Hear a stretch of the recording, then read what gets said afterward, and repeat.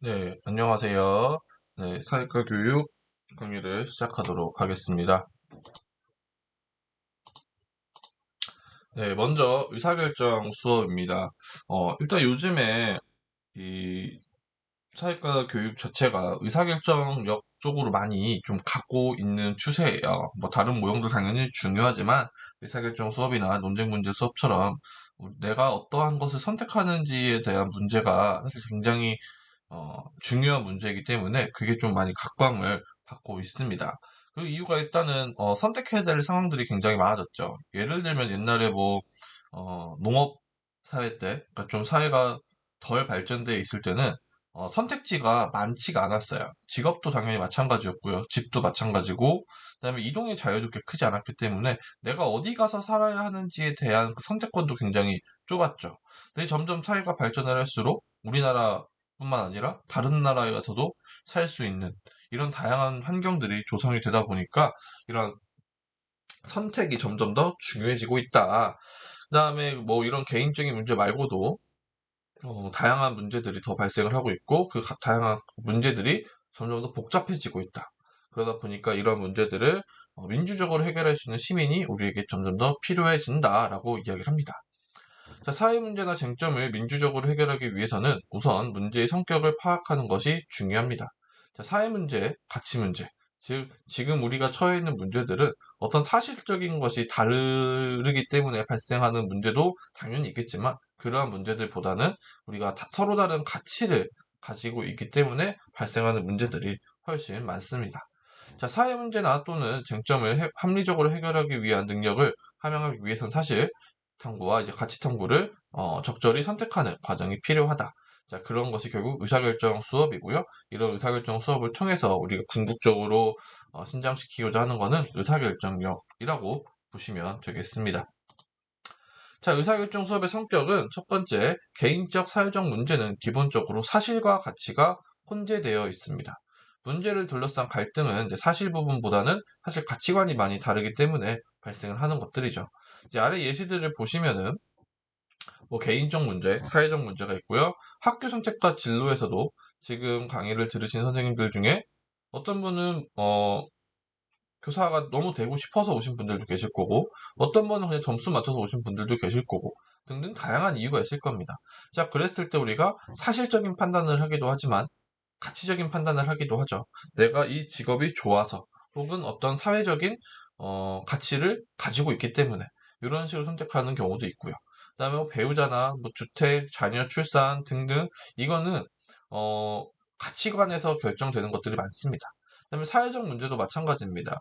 자, 학교 폭력이 많이 이제 좀 이야기가 많이 되고 있는데 얼마 전에 좀 문제가 됐던 거죠. 이제 작년이었죠. 작년에 이제 배구 선수 중에 이재영, 이다영이라고 학교 폭력을 가지고 이제 예전에 이제 고등학생 때 문제가 있었고 그게 이제 밝혀지면서 구단이나 이제 대표팀에서 이제 방출된 케이스가 있습니다.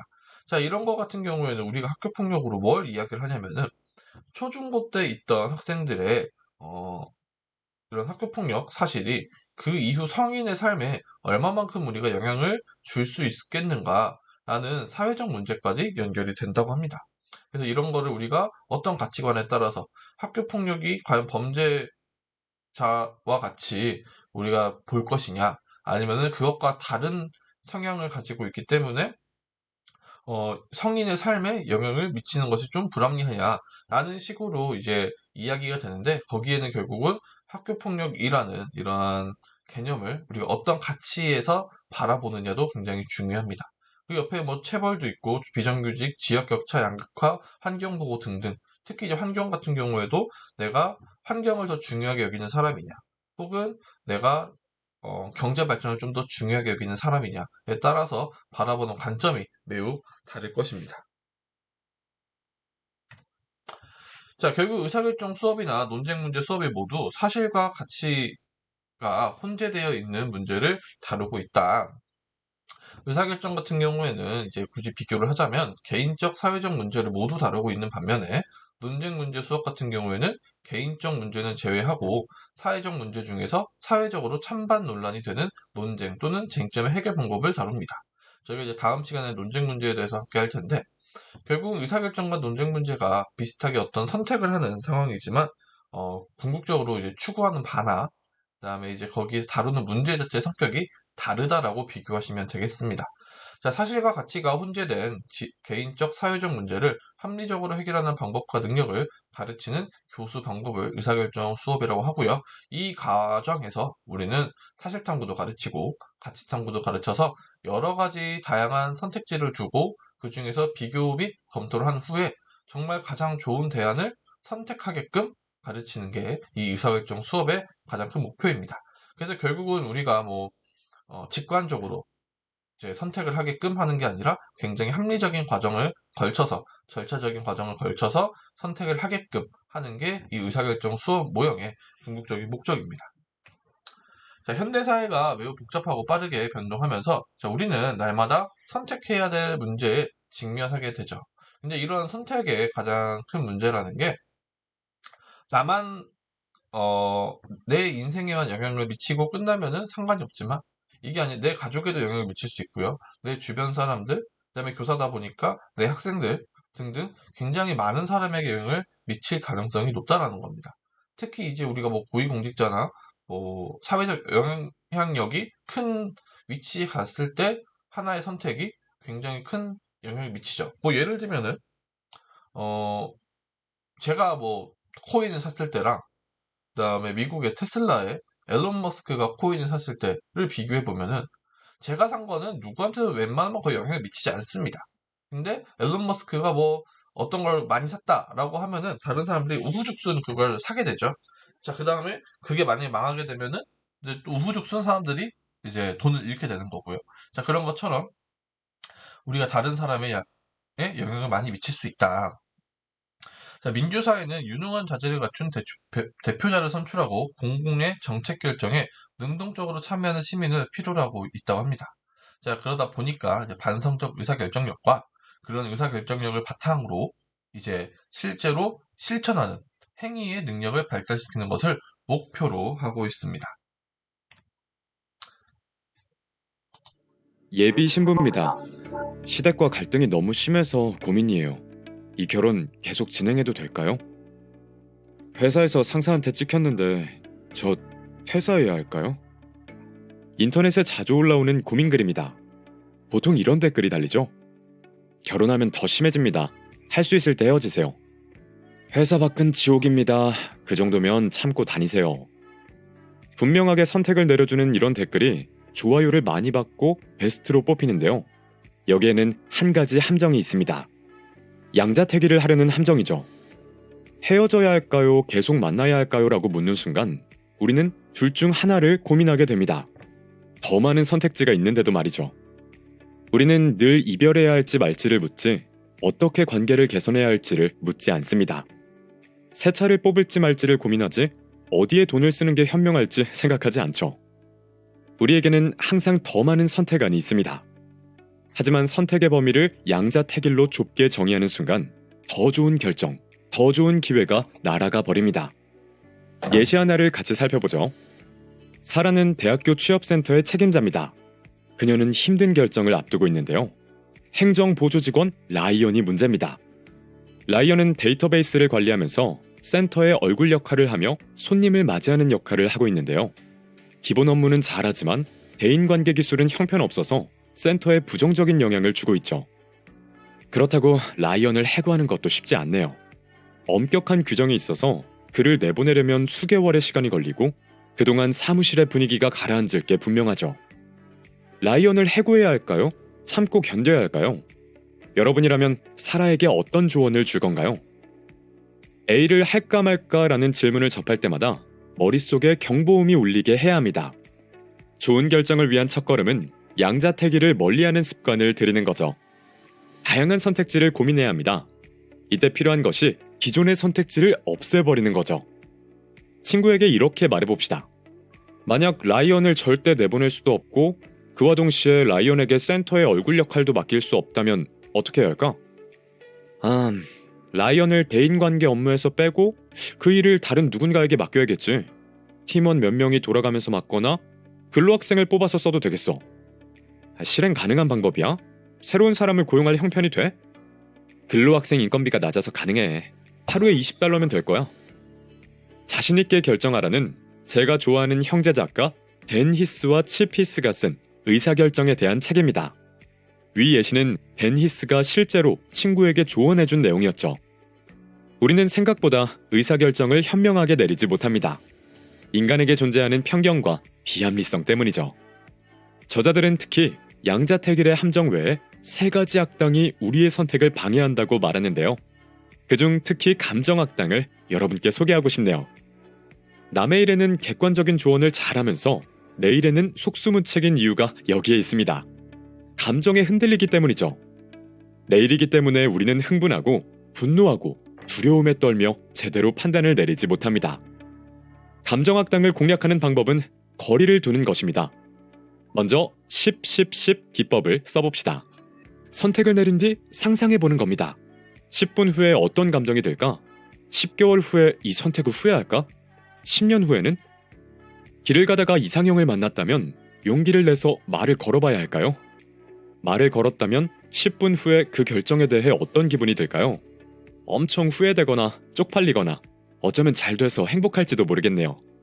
10개월 후에는 그녀가 당신의 애인이 되어 있을 수도 있고 아니라면 오늘의 일은 다 지나간 옛일이 되어 있을 겁니다. 10년이 흘렀다면 기억도 안 날 거예요.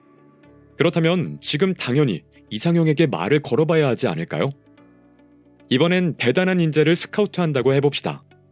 다소 후한 연봉을 제안하기로 결정했다면 10분 후에는 마냥 뿌듯할 겁니다. 그런데 다른 직원들이 불공평하다고 느낀다면 10개월 뒤에는 이 결정이 후회스러울 수 있겠네요. 10년 후에 이 사람이 회사에 남아있을까요? 거리두기의 또 다른 방법은 내가 내려야 할 결정을 친구의 상황이라 생각하는 것입니다. 한 연구에서 학생들에게 다음 2가지 직업을 고르게 했어요. 직업 A. 내가 전공한 일이지만 좋아하는 분야는 아님. 이 직업을 택하면 처음 몇 년은 고생하겠지만 장기적으로 보면 높은 연봉과 사회적 위치가 보장됨. 직업 B. 흔한 직업은 아니지만 늘 하고 싶었던 일. 예상 수입은 훨씬 적지만 보람과 만족도는 높음. 자아를 발견할 수 있고 인류의 발전에도 기여. 여러분은 어떤 직업을 골랐나요?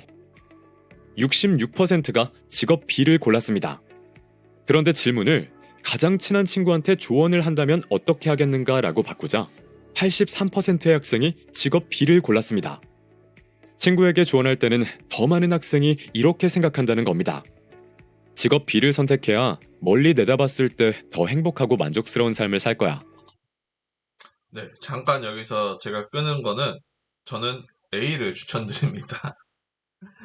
어, 이게 참, 어, 저는 이제 교사를 하고 있는데, 교사라는 직업이 좋아요. 뭐, 좋은 점도 있고 나쁜 점도 있고 정확한데, 하는 일에 비해서, 이런 수입이 훨씬 적어요. 진짜 적고, 근데 이게 보람과 만족도가 높냐라고 했을 때, 그렇게 많이 높진 않아요. 그러니까 나쁜 편은 아니다지 좋다가 아니죠. 그다음에 예상 수입이 적죠. 그러니까 결국은 이게 늘 하고 싶었던 일을 내가 이 일을 하는 내내 뭐 몇 년이 될지 모르겠지만 10년이고 20년이고 이 내내 정말 그 하고 싶은 일에서 항상 즐거움만 얻을 수 있을 것인가 라고 생각해 봤을 때 그런 일이 있을까요? 그러는 좀 어려울 수도 있습니다. 저는 그랬을 때 한 번쯤은 A도 나쁘지 않은 선택일 수도 있다. 왜냐면 내가 좋아하는 일을 취미로 하면 되니까 돈을 많이 벌어서 자, 그런 선택지도 당연히 있다라는 건데 결국 학생들에게 우리가 어떤 이야기를 해줄 때 저는 제 선생님들도 계셨었고 선생님이 돼서도 주변에서 많은 사람들이 있었지만 너무 교과서적인 선택을 강요하는 것도 있는 것 같아요. 예를 들면 제가 진로교육을 하는 분들을 막 엄청 비판하는 건 아니지만 진로교육하는 내용들 잘 보면요. 왜 도대체 직업에서 자아실현을 찾아야 하는 건지 저는 사실 잘 모르겠거든요. 자아실현은 기본적으로 내 삶에서 찾아야 되는 거예요. 직업이 아니라. 직업은 내 삶을 유지하기 위한 수단이어야 되는데 직업에서 자아실현을 찾으려고 하면은 직업이 삶의 목적이 돼야 돼요. 근데 그건 너무 불행한 삶 아닐까요? 결국은 이 직업이라는 거에서 나는 경제적인 돈을 얻어서 그걸 가지고 그 나머지 삶을 풍요롭게 해주는 게 저는 맞다고 생각하고 그 풍요로움 속에서 자아실현, 뭐 가족 관계도 있고요. 그 다음에 뭐 취미 활동도 있고요. 이런 거를 해야 되는 거지. 그 이상도 그 이하도 아니라고 생각하는데 일을 우리나라는 너무 이 노동이나 이 일에 대한 거를 너무 신성시하는 거죠. 그래서 이제 그런 게 교과서적이지만 우리가 학생들에게 어떤 선택에 대해서 대안을 마련해주고 그다음에 그 학생들이 질문을 했을 때 피드백을 해줄 때 너무 소위 말하는 꼰대처럼 혹은 지나치게 교과서적인 답변을 해주는 것보다는 저는 실질적으로 전 아이들한테 연봉 오픈해 주거든요. 왜냐면은 생각보다 초등교사를 하다 보면은 초등교사가 꿈인 아이들이 많아요. 그다음에 제 눈에도 야, 쟤 다른 일 하도 정말 잘할 텐데 혹은 아, 뭐 잘할 것 같긴 한데 제가 지금 이 하고 있는 고생을 제 아이들한테 별로 딱히 시키고 싶진 않은 거예요. 그래서 제가 만약에 제 나중에 아이가 있을 때 제 아이가 초등교사를 한다? 저는 100% 말릴 겁니다. 제 주변 사람들도 대부분 말리고 있거든요. 왜냐면 뭐 주변에 뭐 교대를 가야 되냐, 뭐 고등학생들 중에 전 무조건 말리고요. 다시 한번 생각해봐라. 그다음에 뭐 교사가 된 이후에도 발령을 내가 받아야 되냐 아니면은 딴 일을 할까요? 무조건 딴 일 하라고 합니다. 교수는 나중에 해도 되니까.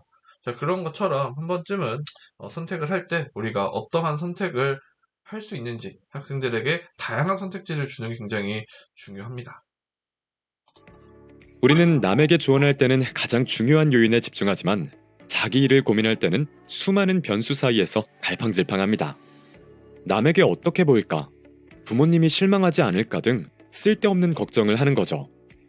그러니 중요한 결정을 앞두고 있다면 감정에 휘둘리지 않도록 나와 거리를 둡시다. 친구의 상황이라고 생각하거나 10개월 뒤, 10년 뒤를 상상해 봅시다. 의사결정을 잘하는 방법이라는데 생각보다 솔루션이 간단하지 않나요? 선택안을 늘리고 친구의 상황이라 상상하면 되니까요. 이에 저자들은 이렇게 말합니다. 의사결정을 그렇게 쉽게 향상시킬 수 있다는 사실이 믿기지 않는가? 이는 손뼉을 치면 조류독감을 치료할 수 있다는 사실을 알게 되는 것과 비슷하다. 생각해보라. 만일 당신이 조류독감에 걸렸다는 사실을 인식하지 못한다면 손뼉을 치지 않을 것이다. 만일 당신이 다른 대안들을 무시하고 있다는 사실을 인식하지 못한다면 당연히 그 대안들을 생각해내지도 못할 것이다. 우리는 자신이 좁은 범위에 갇혀 있다는 사실 자체를 인식하지 못할 때가 많다. 그러니 결정을 내리기 전에 꼭 이 질문을 던지세요. 다른 선택지는 없을까? 기존 선택안이 모두 사라졌다면 무엇을 할 수 있을까? 책그림이었습니다. 감사합니다.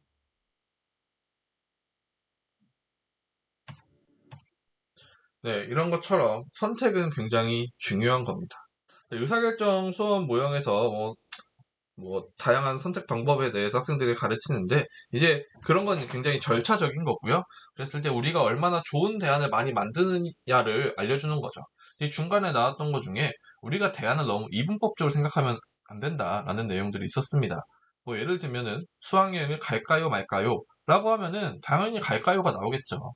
그렇게 이제 의사결정을 하는 게 아니라 우리가 만약에 수학여행을 갈 거냐 말 거냐 혹은 뭐 수학여행 과 수학여행을 대체할 수 있는 프로그램 할 거냐 이런 식으로 우리가 선택할 수 있는 범위 내에서 대안을 최대한 많이 보장해주고 그 대안들의 장점과 단점 그 결과를 충분히 알아보게끔 해주는 게 이 의사결정 수업 모형의 가장 궁극적인 목적입니다.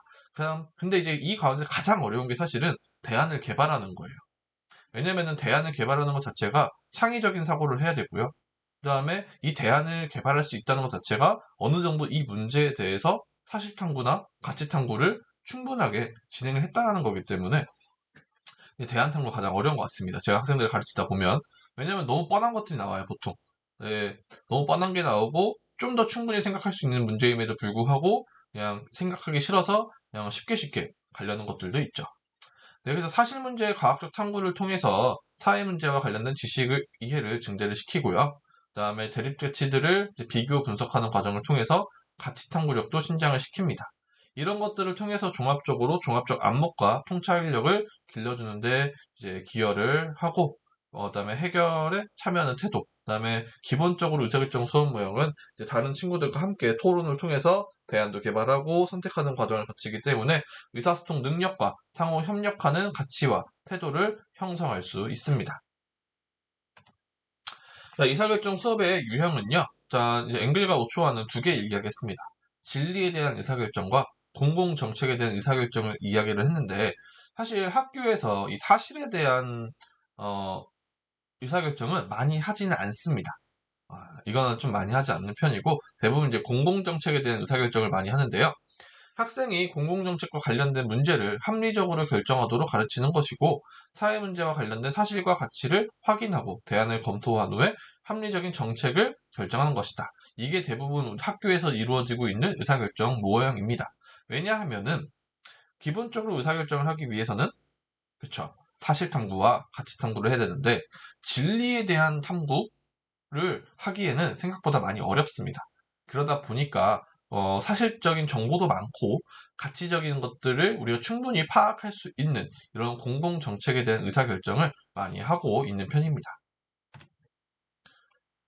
지금 보여드리는 영상은요, 청소년 특별의회에서 제작한 영상인데, 영상 함께 보시고 제가 추가 설명 드리도록 하겠습니다.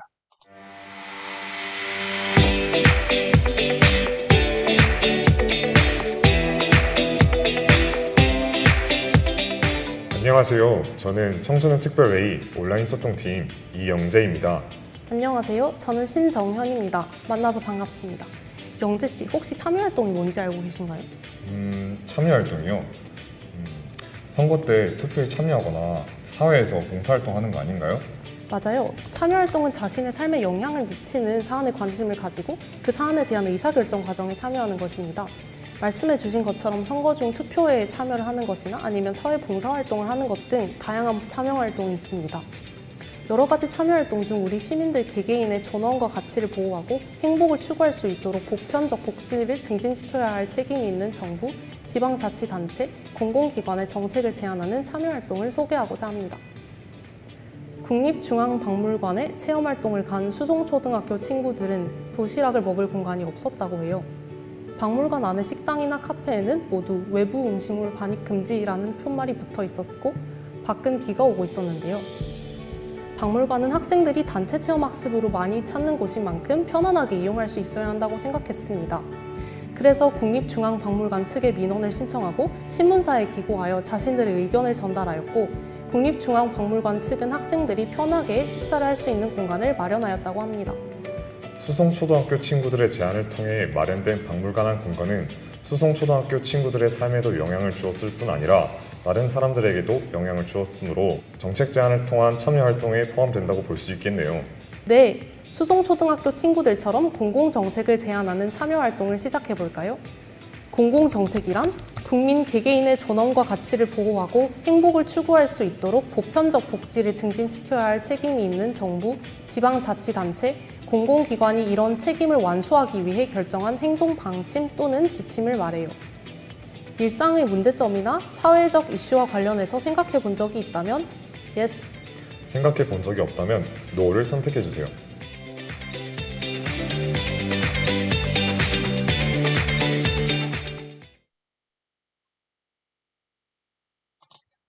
네, 이 내용은 이제 서울에 있는 한 초등학교에서 이제 말 그대로 국립중앙박물관에 갔는데 밥 먹을 데가 없어서 학생들이 공공정책에 대해서 이제 사회 참여를 해서 이제 바꾸게 된 내용이죠. 우리나라의 대표적인 청소년의 사회 참여의 사례에 해당이 됩니다. 어, 이게 이제 일본에서는 굉장히 이 사례를 특별하게 많이 보더라고요. 일본 같은 경우에는 사회 분위기 자체가 굉장히 경색이 되어 있기 때문에 우리나라처럼 이렇게 민원을 제기해서 어떤 사회적 시스템을 바꾼다라는 그런 개념이 훨씬 적더라고요. 근데 이제 우리나라는 성인뿐만 아니라 청소년들도 이런 식으로 이제 수업을 할 수 있다. 근데 이게 결국은 사회과의 베이스에서 학생들이 다양한 문제에 대해서 찾아보고 탐구 활동을 하고 의사결정을 해서 실제로 실천으로 넘어간 영역이기 때문에 사회과의 대표적인 사례라고 볼 수 있겠습니다.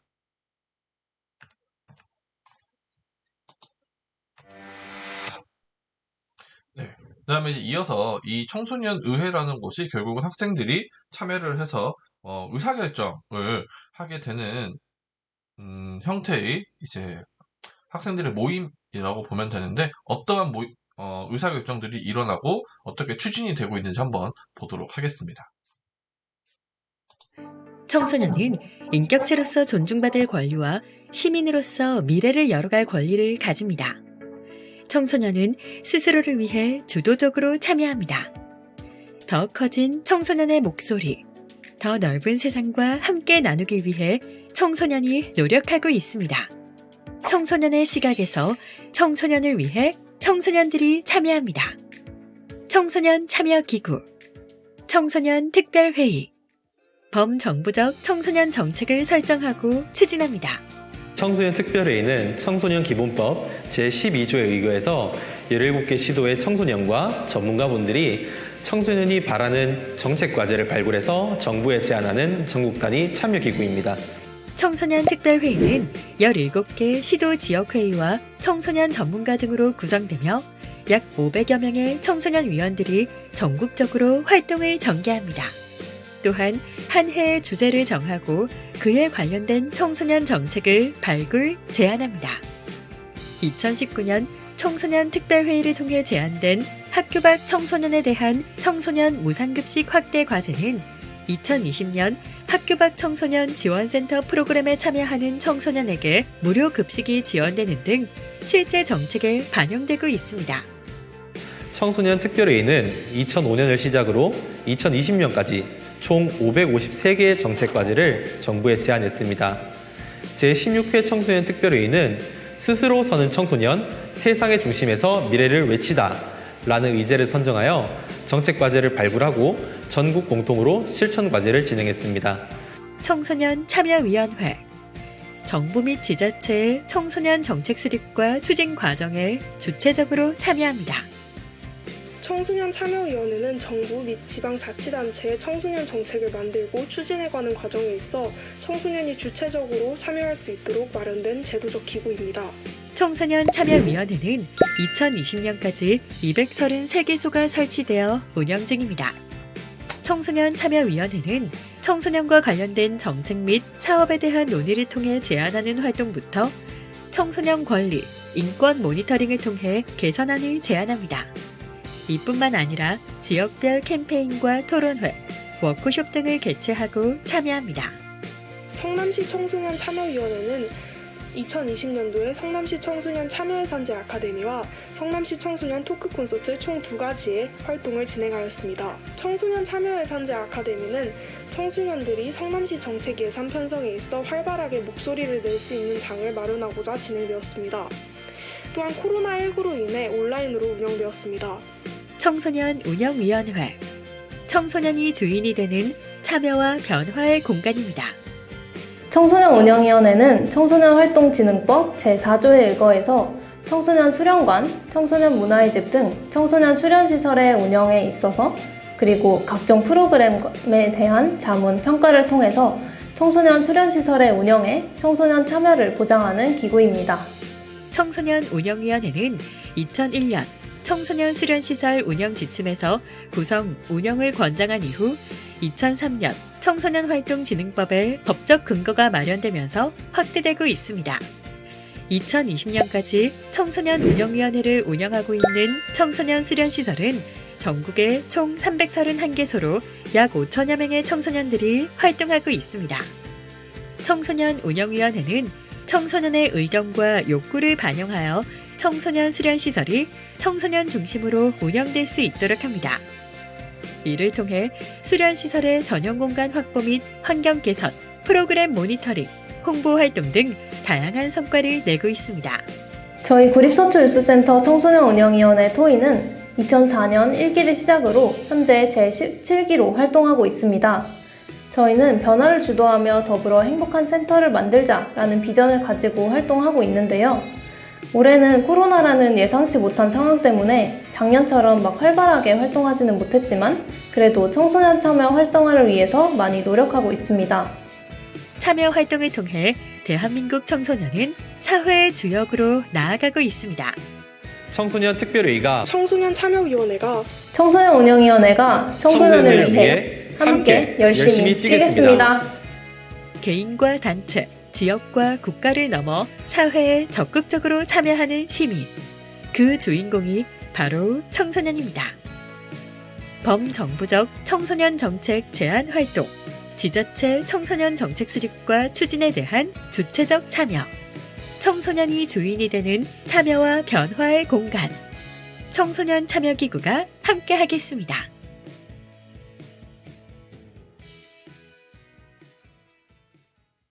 네, 이러한 것들이 이제 많이 이루어지고 있다고 합니다. 네, 결국은 이제 이러한 것들을 바탕으로 이제 의사결정 수업 모형은 사실은 이제 우리나라에 들어올 때 이 뱅크스 교수님의 모형이 많이 들어왔어요. 그래서 사실 문제와 가치 문제가 혼재되어 있는 사회 문제를 합리적으로 해결하기 위해서는 사실과 가치를 종합해서 의사결정을 이제 해야 된다고 이제 제가 처음부터 이제 말씀을 드렸던 그 내용을 좀 확립하신 분이 이 뱅크스 교수님입니다. 그래서 이제 문제 확인, 사회 탐구, 가치 탐구, 의사결정, 행동으로 넘어가는 가장 대표적인 안을 제시를 하신 거죠. 올리버 스콧 같은 경우에는 이제 앞에 이제 뱅크스 교수님이랑 이제 비슷하죠. 문제 인식, 문제의 정의, 대안 개발, 대안 평가, 사회적 행위 결과의 평가인데 아까 같은 경우는 문제를 본 다음에 우리가 과학적 탐구랑 가치 탐구가 큰 활동으로 들어갔으면은 올리버 스콧 같은 경우에는 과학 탐구와 가치 탐구가 문제의 정의 안에 들어가 있고요. 반대로 대안 개발과 대안 평가가 나눠져가지고 이제 큰 활동으로 들어가 있죠. 그 소리는 뱅크스 교수님 같은 경우에는 사실 탐구와 가치 탐구를 굉장히 중요하게 여겼으면 의사결정 수업에서 올리버 스콧 같은 경우에는 그죠, 대안 개발에 대해서 좀 더 중요하게 생각하는 경향을 이런 모형에서 나타내고 있다라고 생각하시면 좋을 것 같습니다. 그래서 학생 개개인이 사회 문제와 관련된 사실과 가치를 탐구하고 그것을 종합해서 합리적 대안을 결정하고 그에 따라 행동하는 과정으로 구성이 됩니다. 그래서 이제 개인적 의사결정 모형으로 분류를 하고 있고요. 의사결정 모형의 공통점, 즉 다양한 그 모형들, 그러니까 학자들이 이야기한 게 있지만 그 중에서 가장 공통된 거를 뽑아보면은 자, 사회 문제와 가치 문제가 혼재되어 있다. 그다음에 사실 문제의 해결을 위해서 사실 탐구와 가치 탐구를 종합하는데 탐구 과정이 필수적이다. 그다음에 결국은 사실 탐구와 가치 탐구를 종합해서 여러 대안을 탐색하고 좋은 대안을 선택하는 것을 합리적 의사결정으로 간주한다. 그다음에 마지막 행위가 중요하다라고 이야기를 합니다. 그래서 뱅크스 교수님은 이렇게 개인적 의사결정 수업 모형에서 의사결정 다음에 사회탐구와 가치탐구, 그다음에 의사결정으로 모아지는 단계를 제시를 했습니다.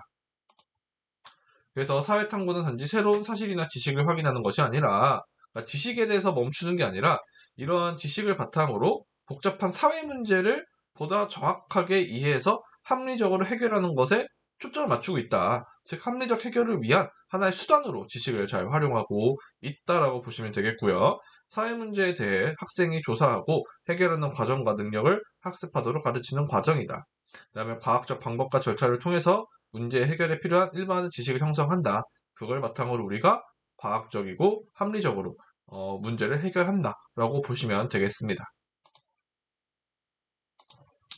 그래서 이제 단계를 이렇게 정의하시면 되고, 자, 그 다음에 이제 가치 분석은 학생들이 두 가지 이상의 가치들이 대립하는 갈등 상황, 가치 선택의 결과, 가치 선택의 이유 등을 과학적으로 분석하고 결정하는 것을 굉장히 강조합니다. 즉, 가치들이 대립한다라는 거죠.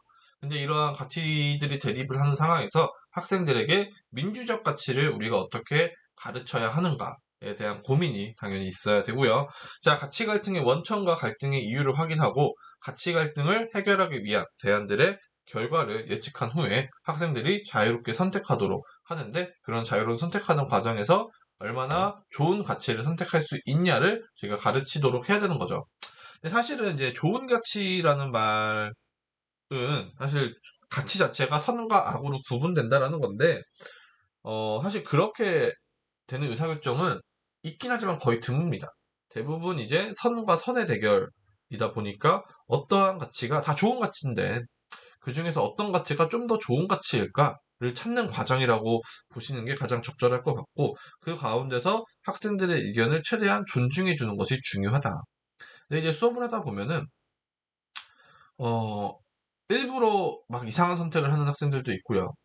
그다음에 애초에 그러지 않고 정말 얘는 어떻게 이런 생각을 하지? 이것도 내가 존중을 해줘야 하는가에 대한 진심으로 그런 생각을 하는 친구들도 있어요. 그랬을 때, 야, 학생의 자유가 중요하고 선택이 중요하고 근거를 들으면서 얘기를 하면 되는데, 내가 이거를 어디까지 오케이를 해줘야 되지? 그러니까, 어쨌든 이게 가상의 상황이긴 하지만, 제가 여기서, 맞아, 너의 생각이 맞아, 너의 생각이 그럴 수 있어, 너의 생각도 존중한단다라는 말들이 그 학생의 어떻게 보면 사회적으로 완전 잘못된 가치를 강화시켜버리는 걸 수가 있기 때문에 그러한 면에서 항상 고민이 되더라고요. 내가 어디까지 이해해줘야 되지? 어디까지 존중을 해줘야 되지? 라는 관점에서 보시면은 한 번쯤 선생님들도 생각을 해보시면 좋을 것 같고요. 네, 그 다음에 이제 뭐 가치탐의 9단계는 이런 식으로 진행이 되는데 한번 확인만 해보시면 되겠습니다. 그다음에 올리버 스콧도 이제 개인적 의사결정 수업 모형에서 아까 말씀드렸던 것처럼 과학적 탐구와 가치 탐구가 이 문제정의 안에 들어가 있더라. 그래서 이제 올리버 스콧 같은 경우에는 사회 탐구를 사실 또는 지식의 도출 그리고 가치 탐구를 통한 대립 가치의 명료화를 종합해서 가장 합리적인 대안을 선택하고 사회적 행위를 실천하는 과정이다. 그래서 이러한 합리성을 우리는 절차적 합리성이라고 하는데요. 이게 무조건 좋은 건 아닙니다. 절차적 합리성이라는 거는 이 내용이 합리적인지를 어떻게 보면 약간 정성적으로 평가를 하는 게 아니라 내가 이렇게 정확한 과정을 거쳤기 때문에 당연히 정답도 좋을 거야 라고 하는 가정이 깔려 있다는 거예요. 즉, 절차적으로 완벽하니까 큰 문제 없어. 예를 들면 이제 우리가 법적으로 완벽하니까 이건 잘못된 게 아니야 라고 하는 거랑 비슷할 수도 있어요. 예를 들면은 법으로는 문제가 없을 수 있지만 사회 통념적으로 안 될 수도 있는 거잖아요. 자, 그러다 보니까 이런 절차적 합리성을 맹신을 하게끔 학생들을 가르치는 거는 좀 위험할 수도 있다라고 보면 되고, 그런 걸 좀 방지하기 위해서 이런 것을 했을 때 이 사회적 행위가 가져오는 결과에 대해서 나중에 미래를 예측해보는 활동까지 한번 추가를 해서 이 절차적 합리성의 문제점을 좀 보완하려고 노력한 점도 있습니다. 자, 이번에는 사실 이제 개인적 의사결정도 중요하지만 집단적 의사결정도 중요하죠. 사회 문제는 대부분 개인 간의 문제도 있지만 대부분 집단과 집단 간의 갈등으로 번지는 경우가 많습니다. 특히 이제 서울 같은 경우에 지금 문제가 되는 게 쓰레기 소각장 문제 같은 게 마포구 구민들과 서울시청 간의 집단적인 움직임이 많이 보여지고 있는데, 자, 그런 문제를 해결하면 위한 의사결정 같은 경우에는 소속된 집단에 많은 영향을 받겠죠. 마포에 사는 구민들은 생존권의 문제라고 이야기를 해요. 이미 쓰레기 소각장이 있는 곳에 하나를 더 지어버리면은 이게 정부에서는 아니면 서울시청에서는 무해하다고 이야기를 하지만 그걸 어디까지 우리가 신뢰할 수 있느냐의 문제인 거죠. 자, 그랬을 때 당연히 이제 생존권에 영향을 미칠 수밖에 없다. 그래서 사회 문제는 개인의 결정에 의해 해결되기 어렵고 관련 집단 사이 협상과 합의를 통해 해결이 가능하다. 즉 이런 개인들이 모인 집단이 서울시청과 이제 협상을 하는 과정이 필요하겠죠. 그래서 집단의 구성원이 사회 문제에 대해 개인적 결정을 한 후에, 즉 각자의 개인들이 이 문제에 대해서 이게 마포구에 설치하는 게 옳은가, 적절한가, 아니면은 적절하지 않은가를 각 개인들이 선택을 한 다음에 그 선택을 한 개인들 중에서 이제 의견이 같은 사람끼리 같은 집단을 만든다라는 거죠.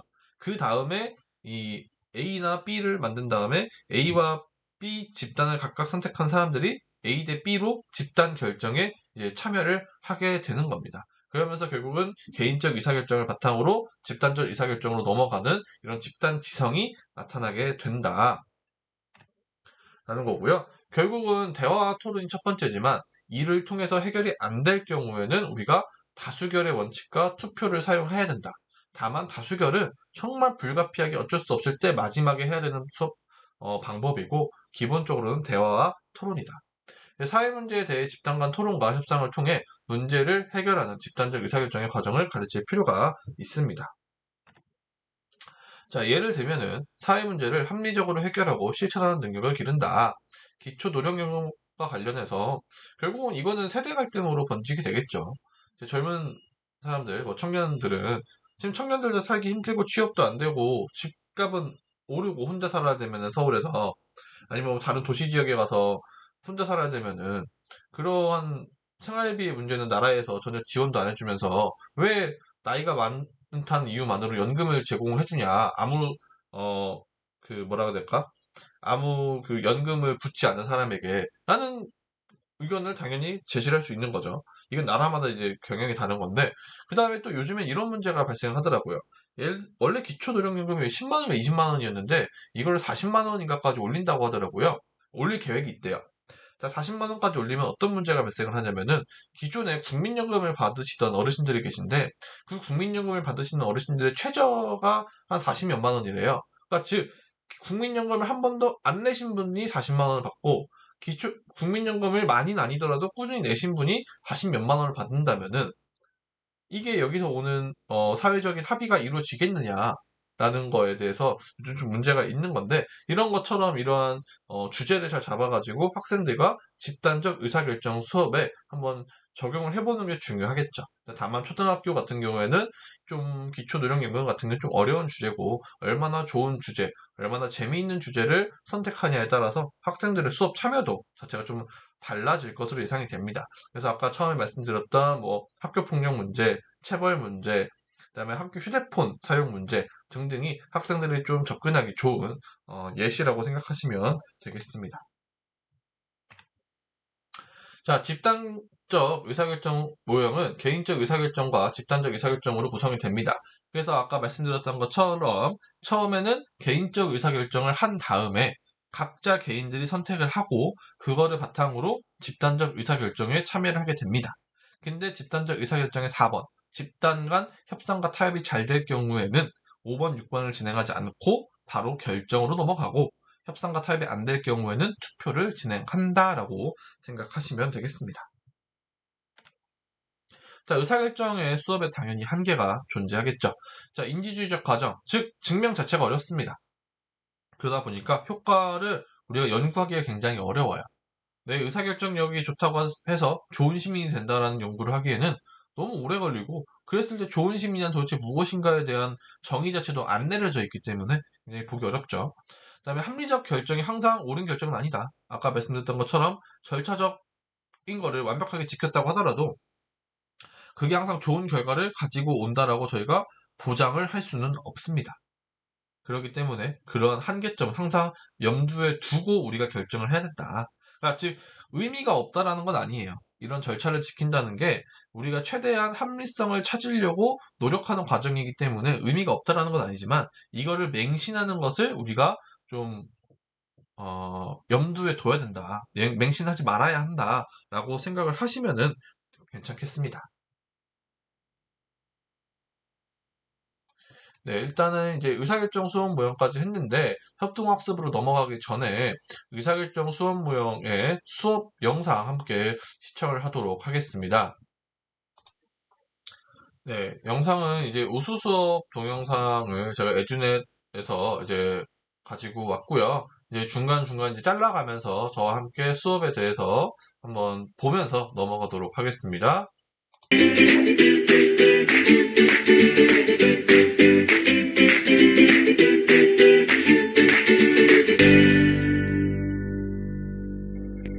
본 수업은 의사결정 수업 모형으로 의사결정 상황을 사례로 제시하여 학생들이 주어진 대안을 살펴보고 기준에 따라 평가하여 최종 의사결정을 내리도록 구성하였습니다.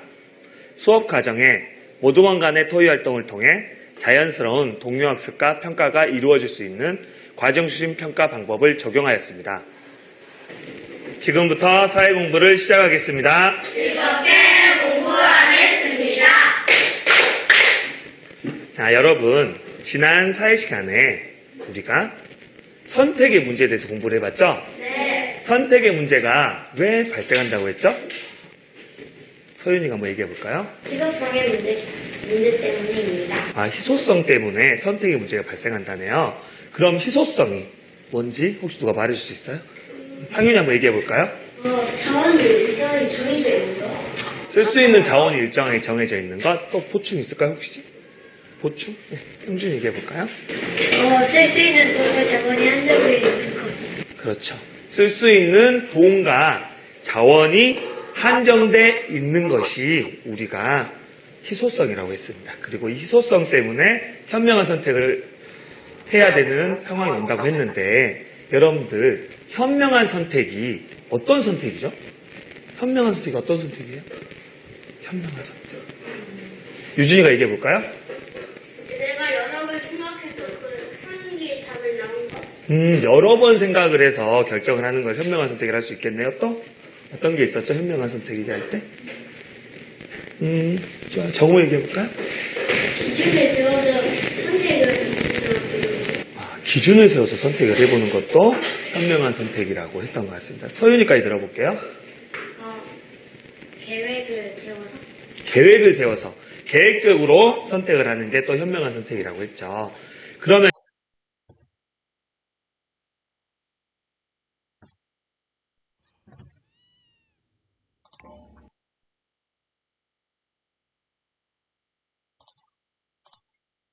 네, 이런 식으로 이제 잘렸는데, 앞에 전시학습 상기를 함께 보셨고, 자, 결국은 전시학습 상기는, 우리가 사실 학교에서 수업을 하다 보면은 그냥 기계적으로 전시학습 상기를 하라고 하니까 그냥 지난 시간에 배웠던 내용을 확인하는 것에서 멈춰버리는 경우가 있는데, 사실 전시학습 상기의 궁극적인 목적은요, 기본적으로 차시들이 다 연결이 되어 있잖아요.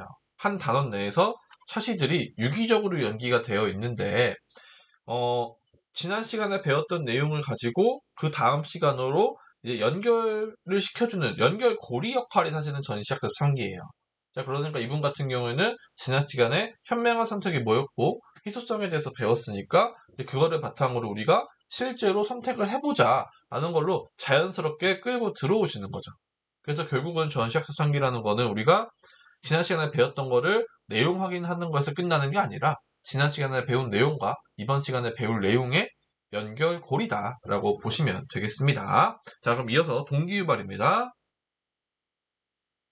여러분들도 이런 다양한 선택의 상황이 있는데 여러분 오늘 수업이 시작이 되면 어떤 선택을 해보려고 합니다. 이게 뭐예요? 축구과자. 그렇죠. 그러면 여러분들이 이 두 과자 중에 하나를 선택을 하려고 해요. 그러면 여러분이 두 과자 중에 하나를 선택을 하고 선택한 기준이 무엇이었는지 선생님한테 한번 말해주세요. 자, 누가 한번 해볼까요? 성재가 먼저 얘기해볼까요? 저는 양파과자를 선택할 것입니다.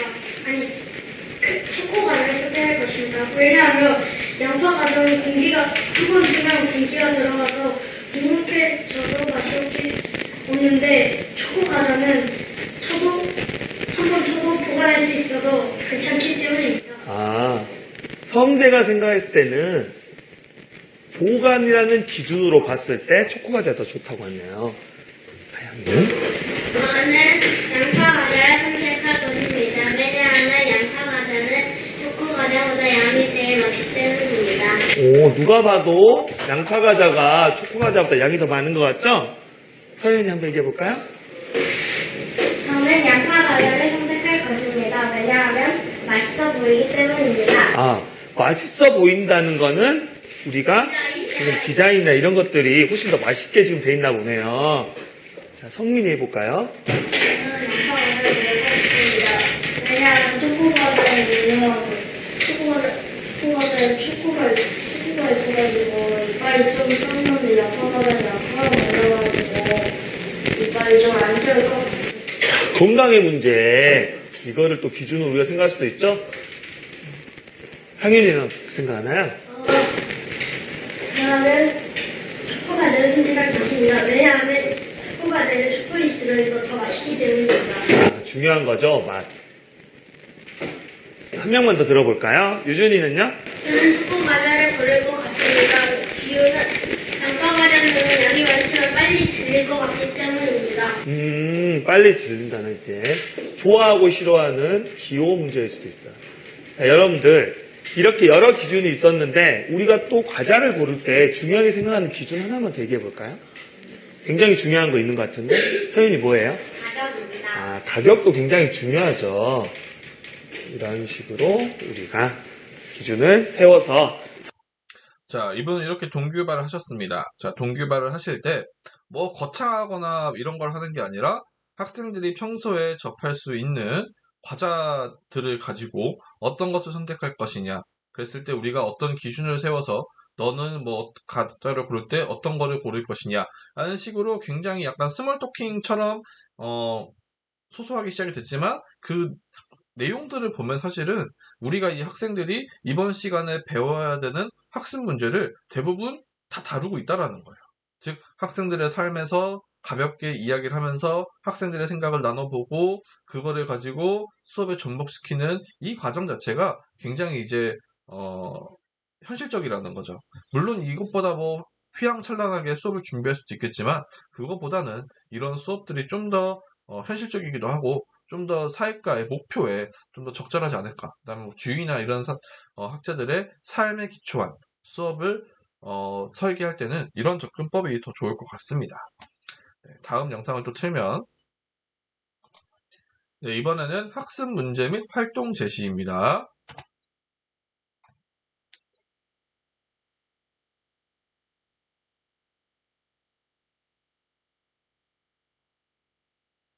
들어있나요? 연필이 들어있죠? 우리 4학년 일반이 너무 공부를 열심히 해서 선생님이 더 열심히 하라는 의미에서 연필을 선물해주고 싶어요. 근데 오늘은 수업 시간에 여러분들이 우리 모둠의 연필 한번 골라볼 거예요. 그래서 우리 모둠의 연필을 고르면 선생님이 그거를 선물로 주려고 합니다. 오늘의 학습 문제는 우리 모둠의 연필을 선택해 봅시다로 하겠습니다.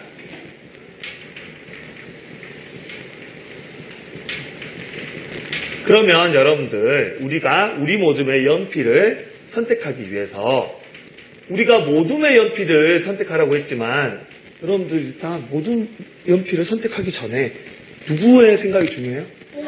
나의 생각이 중요하죠. 그래서 처음에는 개별 선택을 할 거예요. 그러면 개별 선택을 한 다음에 이제 여러분들이 오늘 공부한 것처럼 뭐를 찾아봐야겠어요? 그렇죠. 기준을 우리가 만들겠습니다. 그러면 기준까지 우리가 정했으니까 마지막으로 어떻게 선택해야 되겠어요? 뭐에 따라서? 그렇죠. 마지막으로 기준에 따라 선택을 해보도록 하겠습니다.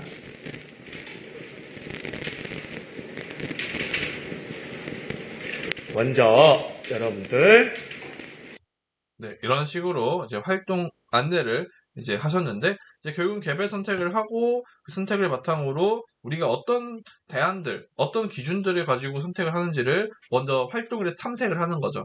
그런 탐색을 한 다음에 친구들과 이야기를 해보면서 우리가 어떤 물건을 선택할 때 이런 기준이 필요하구나. 그런 기준을 만들고 마지막 활동 3에서는 그 기준을 바탕으로 직접 선택을 해봄으로써 이제 오늘 학습 문제, 우리 모둠의 연필을 선택해 봅시다를 달성할 수 있는 수업이 되는 겁니다. 자, 그럼 활동 1로 넘어가도록 하겠습니다. 모둠 바구니에 있는 연필을 한번 살펴보세요. 자, 그럼 이 모둠 바구니 안에 우리가 오늘 선택할 연필이 있는데 이 연필들의 특징을 한번 다른 친구들한테 설명을 해볼까요? 하은이가 한번 말해줄까요? B 연필은 연필 3자루가 있고 큰 지우개가 3개 있습니다. 큰 지우개가 달려있는 특징이 있었네. 상윤이는요? A 연필은 칼라심이 들어있습니다. 아, 컬러심이 또 따로 들어있네요. 상윤이? B 연필은 7자루가 들어있습니다. 다른 것보다 좀 더 많은 7자루가 들어있네요. 자, 서윤이? C 연필은 연필 6개가 들어있고 지우개가 들어있습니다. 아, 6자루와 지우개 같이 들어있는 걸 봤죠? 성재까지만 들어볼까요? A 연필은 연필심이 아주 많고 지우개가 따로 달려 있습니다. 맞아요. 지우개가 따로 있고 연필이 많은데 이런 특징들을 찾아봤으니까 여러분들이 이제 한번 어떤 연필이 제가 봤을 땐 가장 좋은 연필인 것 같아요. 저는 그 연필을 선택하고 싶어요. 그 이유까지 같이 이야기해 줄까요? 서윤이가 이야기할까요? 저는 D 연필을 선택했습니다. 왜냐하면 연필의 수가 많기 때문입니다. 연필 수가 많은 그 기준이었군요. 잘했어요. 다인이? 저는 A 연필을 선택했습니다. 왜냐하면 컬러션도 들어있고 심이 많기 때문입니다. 그런 이유였군요. 좋아요. 잘했어요. 자, 형준이 얘기해볼까요? 저는 C 연필을 선택했습니다. 왜냐하면 연필이 이것들을 들고 있고 지우개가 있기 때문입니다. C연필도 선택했군요. 자, 가영이는 어떤 연필을 선택했을까요? B 연필을 선택했습니다. 왜냐하면 다른 연필보다 B 연필이 디자인이 좋기 때문입니다. 디자인은 좀 조심하고. 다이? 저는 D 연필을 선택했습니다. 왜냐하면 연필심이 부드럽게 잘 나올 것 같기 때문입니다. 그렇네요. 이게 전문가용으로 부드럽게 써질 것 같습니다. 네, 여기까지만 우리가 들어보도록 하겠습니다. 자, 이렇게 우리가 개별로 선택. 네, 중간에 보시면은 과정 중심 평가가 이제 들어가죠. 예전에는 이제 평가를 마지막 형성 평가에서만 했다고 하면은 지금은 이 선택이라는 과정 자체를 우리가 평가를 해야 되는 거기 때문에 선택이 마지막 최종 선택만 평가하는 게 아니라 선택의 과정에서 학생들이 얼마나 선택을 합리적으로 잘 하냐 이 절차를 이제 본다라는 겁니다. 그래서 과정 중심 평가가 이런 식으로 중간중간에 들어간다. 그 다음에 이런 것들이 지도 안에 녹여내줘야겠죠. 선택을 한번 해봤습니다. 그럼 이제 우리가 모둠의 연필을 선택하기 위해서 기준을 한번 세워봐야 되겠죠?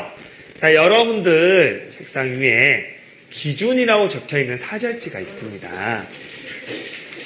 이 기준이라는 사절지를 보고요. 아까 여러분들이 과자를 고를 때 다양한 기준을 이야기한 것처럼 여러 가지 기준을 자유롭게 한번 적어보도록 하겠습니다. 어떻게 해야 되잖아. 그땐 가격을 빼야 돼. 아니, 지금 빼지 말고. 무슨 말인지 알죠? 내구성은 어떤 내구성이라고 했죠? 연필심. 그렇지, 연필 심이에요. 이걸 확인하려고 나중에 연필을 부러뜨리거나 이러는 거 아닙니다. 좋습니다. 건강한 비료도 되게 맛있는 소리가 잘 주세요. 완전히. 그 다음에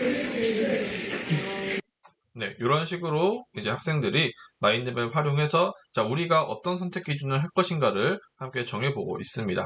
네, 다음 활동 2로 넘어가서 이렇게 우리가 개별로 선택을 한번 해봤습니다. 무슨 말인지 알죠? 내구성은 어떤 내구성이라고 했죠? 연필심. 그렇지, 연필 심이에요. 이걸 확인하려고 나중에 연필을 부러뜨리거나 이러는 거 아닙니다. 좋습니다. 건강한 비료도 되게 맛있는 소리가 잘 주세요. 완전히. 그 다음에 어떤 게 있을까? 기준을 4개로 정할 거예요. 그때는 가격은 이제 빼야겠죠? 가격이 다 똑같으니까. 양, 개수를 얘기하는 거겠지? 자, 모든 모둠에서 이렇게 자유롭게 기준을 세워봤습니다. 그러면 우리가 이렇게 기준이 많다 보면 너무 선택하기가 더 어려워지겠죠? 그래서 몇 가지 기준만 이렇게 골라서 해보려고 해요. 그래서 여러분들 이제 기준을 총 4개로 결정을 하려고 합니다. 모든 친구들끼리 다시 한번 여러분들이 적은 기준을 보고 4개만 선택을 하는 겁니다. 그 기준은 나중에 여러분들이 이 연필을 선택을 할 때 직접 활용할 수 있는 그 기준이어야겠죠? 자, 기준을 4개를 선택해서 별표를 치거나 하트 모습으로 표현해주고 끝나면 입금인수한테 신호 보내주세요. 평소에 가격이 틀림없이 좋은 필요한 기준일 텐데. 벌써 했어요? 자, 모든 별로 4개의 기준을 정했나요? 네. 자, 그러면 우리 모둠의 기준이 뭔지 다른 모둠에게 한번 알려주도록 하겠습니다. 1모둠부터 한번 얘기해 줄까요? 저희의 기준은 실용성, 개수, 디자인, 내구성입니다. 저희 모둠의 기준은 개수, 디자인, 잘 써지는지 신의 글귀입니다. 저희 모둠의 기준은 양, 디자인, 부드러운 편리입니다. 저희 모둠의 기준은 디자인, 잘 써지는지, 잘 깎이는지, 개수입니다. 네, 잘 들었습니다. 네 모둠의 모두 기준을 이제 들어보았습니다. 그러면 우리 모둠 바구니 안에 보면 여러분들 의사결정지가 들어있습니다. 이 의사결정지에 여러분들이 적은 기준을 이렇게 적으면 되겠죠? 이런 식으로 4개를 적고요. 한 기준당, 여기는 적지 않지만 기준당 점수는 10점입니다. 가장 이 기준에 합당하다고 생각하면 10점을 주고요. 조금 부족하다고 생각하면 점수를 거기에 맞춰서 낮은 점수를 주면 되겠죠? 먼저 학습지를 완성해 보도록 하겠습니다. 보세요.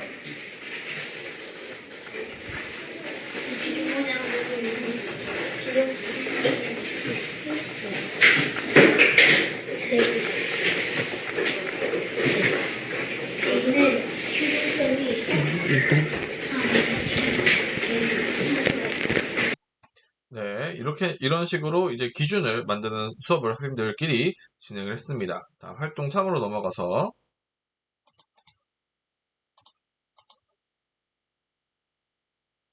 이제 학습별로 개별적으로 여러분들이 기준에 따라 점수를 줍니다.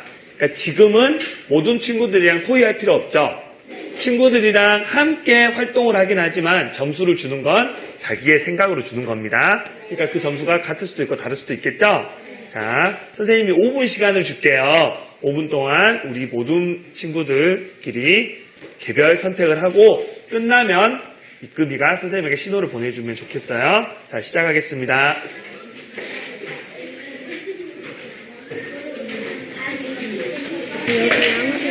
야, 여기 직접 보면 되지. 왜 그렇게 했어? 가까이 와서 한번 해보자.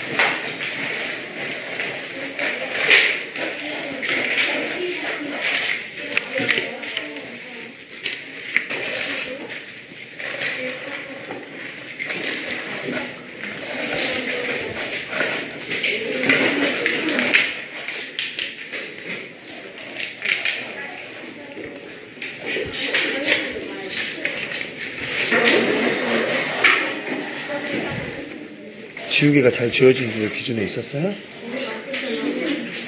한번 해볼까요? 이건 더 얇지 않아요?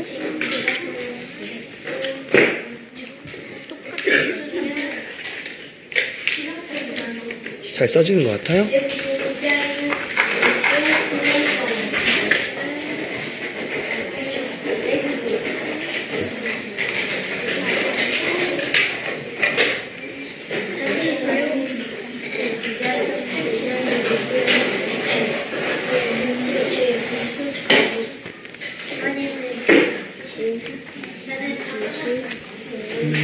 우리 모두 응? 나는 조금 끝난다. 그럼 34점인데? 그럼 34점인데? 자, 모둠의 개별적인 이제 선택이 끝났네요. 자, 모둠 내에서 여러분들 개별적으로 선택을 했죠? 네. 자, 오늘 우리 학습 문제는 우리 모둠의 연필을 선택을 하기 위해서 이제 여러분들이 선택한 내용을 토의를 해서 우리 모둠의 연필을 골라야 돼요. 그런데 여러분들 각자의 생각이 다르기 때문에 다른 친구들한테 어떤 연필을 선택해야 돼 하고 강요해서는 안 되겠죠? 네. 민주적인 토의가 돼야 됩니다. 혹시 3명이 한 연필을 선택하고 다른 친구가 다른 연필을 선택했다고 해서 다른 친구에게 양보를 강요해서는 안 됩니다. 충분히 설명을 해주고 서로 토의해서 정해지면 좋지만 안 정해져도 그대로 마지막에 발표를 해도 좋습니다. 자, 한번 이제 모둠별로 토의를 해서 우리 모둠의 연필을 골라보도록 하겠습니다.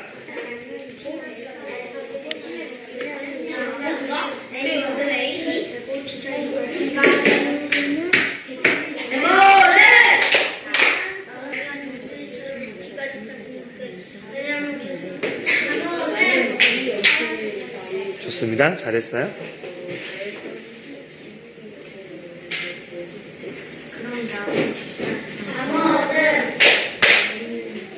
잘했습니다. 내려주세요. 자, 내리세요. 자, 이렇게 해서 모둠의 선택이 끝났네요.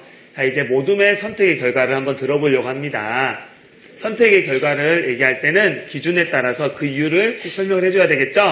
그리고 모둠의 의견이 모아지지 않았을 때도 어떤 이유로 모아지지 않았는지 말해주면 좋겠어요.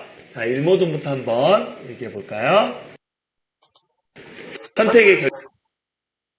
네, 이제 활동 2인데, 이제 이 활동 1 하기 전에 이제 각 모둠의 이제 연필을 선택하는 과정에서 선생님께서 하신 말씀이, 다른 친구들과 대화를 통해서 민주적으로 결정을 해야 된다. 라는 게 결국은 아까 저희가 이제 함께 이야기를 했던, 이런 식으로 우리가, 뭐라고 해야 될까. 이런 식으로 이제 투표까지 가지 않고 대화와 타협을 통해서 결정을 하는 게 가장 좋은 것이다라고 했던 의사결정 수업 모형의 가장 첫 번째 원칙을 이제 지키려고 노력을 하신 거죠.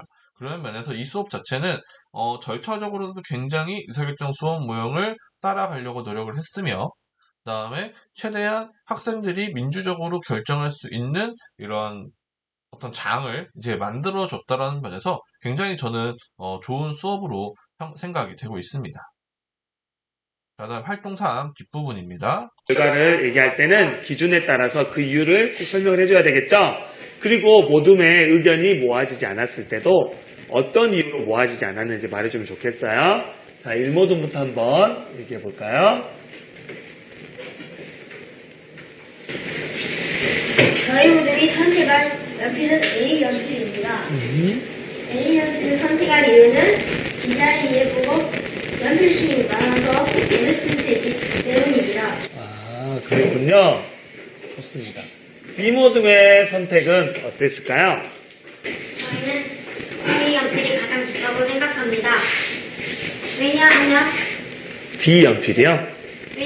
지우개도 가장 잘 지워지는 것 같고 연필 굽기가 더 굵어서 잘 써지는 것 같고 가장 잘 부드럽게 써지기 때문입니다. 직접 써보니까 그런 결과를 얻었군요. 자, 3모둠은 어떤 선택을 했을까요? 저희 모둠은 이 연필을 선택하였습니다. 왜냐하면 이 연필은 연필 주민이 부드럽게 잘 나왔고 그 연필 끝에는 지우개가 달려있기 때문입니다. 그랬군요. 아무래도 지우개가 있으면 사용하기 편하겠죠. 자, 3모둠 한번 이야기를 들어볼까요? 저희 모둠이 고른 연필은 A와 B 연필입니다. A를 고른 이유는 연필 개수가 많고 잘 써지기 때문이고 B 연필을 고른 이유는 디자인이 깔끔해서 좋고 잘 깎이기 때문입니다. 좋습니다. 우리 3모둠은 아마 두 친구는 A를, 두 친구는 D를 골랐나봐요. 맞나요? 토의를 했지만 결과가 하나로 모아지지 않아도 좋다고 했었죠? 우리가 뭐든지 교실에서 이루어지는 토의는 민주적이어야 됩니다. 누군가에게 자꾸 강요해서는 안 돼요. 네, 이런 식으로 학생들이 이제 선택하는 것에 대해서 이제 이야기를 했고요. 이제 마지막에 이런 선택을 강요해서는 안 된다라고 이제 이야기를 마지막에 하셨죠. 네, 마지막으로 정리 활동 함께 보시도록 하겠습니다. 자, 오늘 이렇게 우리 모둠의 연필을 한번 우리가 골라봤어요. 그래서 이제 A 연필, D 연필이 제일 많은 이렇게 표를 얻었네요. 자, 먼저 이렇게 했는데 보니까 우리가 개별 선택을 해보고 기준을 세워서 기준에 따라 선택을 해봤잖아요. 그러면 처음에 개별 선택을 할 때는 기준이 아직 없었죠.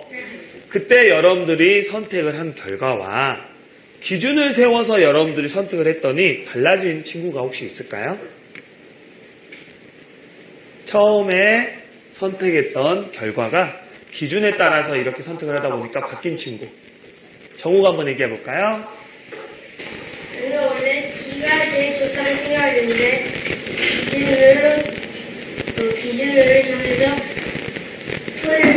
기준을 깔았더니 A로 바뀌었습니다. 그렇군요. 그렇다면 정우가 세운 기준 중에서 가장 선택에 영향을 많이 준 기준은 어떤 기준이었어요? 개수가 잘 쓰는 것들. 그 기준이었군요. 혹시 또 바뀐 친구 있을까요? 가영이가 해볼까요? 저는 원래 이 연필을 제일 좋다고 생각했는데 디자인도 연필은 생각했는데 기준을 세우고 생각해보니 이 연필이 좋다고 생각하게 됐습니다. 왜냐하면 이 연필보다 이 연필이 지우개는 작지만 이 연필보다 지우개가 더 잘 지워지고 잘 꺾이고 잘 써지기 때문입니다. 그랬죠. 혹시 또 있을까요? 네, 좋습니다. 그럼 이번에는 우리가 기준을 세워서 개별 선택을 했었잖아요. 근데 모둠토이를 통해서 하나의 연필을 고르는 과정이 있었죠? 그때 생각이 바뀐 친구 있을까요? 형준이? 저는 원래 그랬는데 A로 바뀌었습니다. 왜냐하면 그 디자인이 예쁘기 때문입니다. 디자인에 영향을 많이 받았군요. 혹은 또 토이에서 바뀐 친구 서윤이? 저는 원래 D연필이 가장 좋다고 생각하였는데 친구들의 의견을 들어보니 B연필보다 D연필이 더 활용성이 높다는 걸 알았습니다. 그래서 생각이 바뀌었군요. 혹시 또 있을까요? 자, 나머지 친구들은 여러분들이 처음 선택했던 거에서 변하지 않았나 보네요. 자, 우리가 오늘 우리 모둠의 연필을 선택하는 것은 현명한 선택의 하나 방법이었습니다. 그럼 여러분들 우리가 오늘 공부한 내용을 생각해 보면서 현명한 선택을 하려면 어떻게 해야 될지 다시 한번 얘기해 볼까요? 유준이가 얘기해 볼까요? 기준을 세워 그 기준에 맞는 물건을 찾는 것입니다. 현명한 선택을 위해서 유준이가 생각한 거는 기준을 세우면 좋을 것 같다고 했어요. 다이가 이야기해 볼까요? 현명한 선택을 하기 위해서는 여러분 조사를 하고 사야 합니다. 조사를 많이 해서 필요한 정보를 찾아야겠죠? 조사를 많이 한다. 정현이가 얘기해 볼까요? 현명한 선택을 위해 고민을 할 것입니다. 많은 고민을 하면은 좀 더 현명한 선택을 할 수 있을 것 같습니다. 혹시 다른 친구 또 있을까요? 이렇게 우리가 현명한 선택을 하기 위해서 해야 되는 것까지 한번 생각을 해봤습니다. 앞으로 우리 이렇게 할 수 있겠어요? 네. 자, 그렇다면 우리가 이렇게 공부를 많이 해봤으니까 오늘 배운 점과 또 느낀 점에 대해서 한번 발표해 보겠습니다. 자, 오늘 공부를 하고 이런 걸 배웠고 이런 걸 느꼈습니다. 다인이가 한번 해볼까요? 기준을 세우고 조사를 많이 하고 현명한 선택을 해서 고르게 되었습니다. 기준을 세우고 조사를 해서 물건을 사겠다고 다짐을 했네요. 형제는? 이렇게 직접 기준을 세워서 연필을 골라보니 기분이 좋습니다. 재미있는 수업이었군요. 가영이? 그전에는 그냥 현명한 선택을 배우지 못해서 그냥 막 골랐는데 지금 현명한 선택을 배워서 잘 고를 수 있게 되었습니다. 좋아요. 현명한 선택을 잘할 수 있을 것 같다는 느낌을 받았다네요. 정현이? 저는 마트나 문구점 같은 데 가서는 조사를 많이 하고 물건을 살 것입니다. 조사를 많이 해서 물건을 사겠다는 의견. 하은이? 예전에 기준을 세우지 않고 와가지고 엄마한테 사달라는 거 다 샀는데 지금 이제부터는 기준을 세워서 잘 살 수 있을 것 같습니다. 기준을 세우면 낭비하지 않고 물건을 살 수 있겠네요. 서윤이? 제가 원래 그 결정 장애가 있어가지고 자꾸 두 가지 물건을 사고 맨날 못 샀는데 이제 기준을 세워서 이제 낭비하지 않고 잘 살 수 있을 것 같습니다. 좋습니다. 자, 유준이까지 들어보겠습니다. 우리 모두는 기준을 세워 연필을 골랐던 것처럼 그 기준을 비슷하게 세워 사겠습니다. 기준을 세워서 사는 걸 한번 해본다고 했습니다. 자, 여러분들 이렇게 오늘 물건을 연필을 선택하기 위해서 기준을 세워보고 그리고 기준에 따라 선택을 해봐서 우리 모둠의 연필을 선택해봤죠? 그래서 이제 여러분들이 오늘 우리 모둠의 연필을 여러분들이 골랐어요. 그럼 선생님이 그 연필을 이제 사러 가야겠죠? 자, 선생님 연필을 사러 가는 걸 뭐라고 할 수 있어요? 우선 뭐라고 할 수 있어요? 구매라고. 그렇죠. 구매나 소비라고 할 수 있겠죠. 그러면 선생님이 이렇게 구매를 하거나 소비를 하려면 누군가 그걸 만들어줘야 되잖아요. 그럼 우리가 이렇게 필요한 물건을 만들어주는 활동을 뭐라고 할까요? 가영아, 뭐라고 할까요? 아, 생산이라고 하는군요.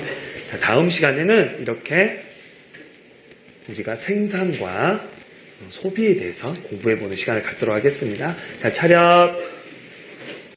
네, 이런 수업이었습니다. 네, 중간에 결국은 이제 이 선생님의 발문 중에 이번 수업을 통해서 이제 하다 보니까 뭐 선택이 바뀐 경우가 있나요? 그러면서 이제 다양한 기준을 만들다 보니까 내가 원래 물건을 선택할 때 하던 기준과 다양한 기준을 보니까 이런 기준을 봐서는 내 선택을 바꿔야겠네? 라고 하면서 이제 선택을 바꾼 거죠. 이제 그러한 면에서 학생들이 선택을 할 때 기준의 중요성을 알고 이 기준에 따라서 선택하는 그 경험을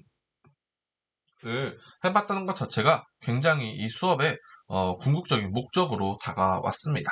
네, 일단 의사결정 수업 모형은 여기까지였습니다.